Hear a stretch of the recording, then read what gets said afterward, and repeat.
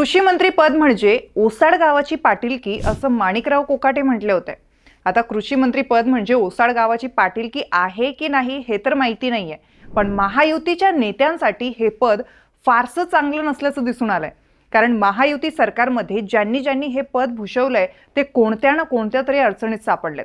त्यामुळे कृषी मंत्री पदाची एक वेगळीच दहशत निर्माण झाली आहे। थोडक्यात विषय सांगायचा झाला तर महायुती सरकार स्थापन झाल्यानंतर पहिलं कृषी पद गेलं ते सत्तारांकडे, पण या काळात टीईटी घोटाळा असो किंवा वादग्रस्त वक्तव्य, अब्दुल सत्तार चांगलेच अडचणीत सापडले होते।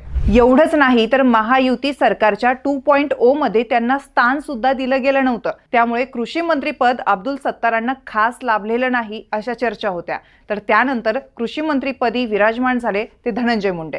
त्यांच्या कृषी मंत्री पदाच्या कार्यकाळात त्यांना फारसा त्रास झाला नाही, पण नंतर ते कृषी मंत्री असताना त्यांनी केलेले कथित घोटाळे, वाल्मिक कराड सोबतचा त्यांचा संबंध आणि करुणा मुंडेंची कोर्ट केस अशा एक न अनेक गोष्टी त्यांच्या मागे लागल्या। शिवाय बेल्स प्लासी नावाचा गंभीर आजारही जडला। त्यामुळे धनंजय मुंडेंना सक्रिय राजकारणातून थोडा ब्रेक घ्यावा लागला आणि मुंडेंना देखील कृषी मंत्रीपद फारसं लाभलेलं दिसलं नाही।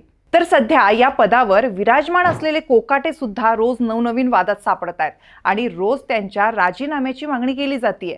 त्यामुळे कृषी मंत्री पद माणिकराव कोकाटेंना सुद्धा लाभलेलं दिसत नाही। अशातच आता या कृषी मंत्री पदावर नवीन चेहरा दिसण्याची शक्यता देखील वर्तवली जाते। त्यामुळे कृषी मंत्री पदावर पुढे कोण विराजमान होणार ते पाहावं लागणार आहे। बाकी तुम्हाला काय वाटतं? कृषी मंत्री पदामध्ये काही गडबड आहे की नेत्यांमध्ये? ते कमेंट करून नक्की सांगा आणि आमच्या ऑनलाईन नेताच्या सर्व प्लॅटफॉर्मला फॉलो, लाईक आणि शेअर करायला विसरू नका।